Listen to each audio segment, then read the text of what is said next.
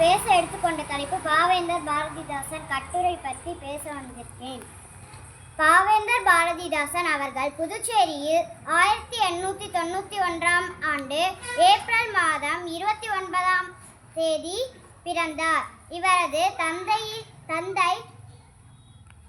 கனகசபை முதலியார், தாயார் இலக்குமி அம்மாள் ஆவார். இவர் இயற்பெயர் கனகசுப்ரத்தினம்.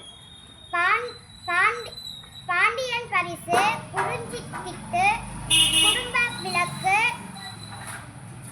இருண்ட வீடு போன்றவை இவரது படைப்புகளின் சிலவாகும். பாரதியார் மீது கொண்ட பற்றினால் தனது பெயரை பாரதிதாசன் என மாற்றிக் கொண்டார். தமிழ் மொழிக்கு அருத்தொண்டாட்டிய பாரதிதாசன் அவர்கள் எழுத்தாளர், திரைப்பட கதாசிரியர், கவிஞர், அரசியல்வாதி என்று பன்முகம் கொண்டவர் ஆவார்.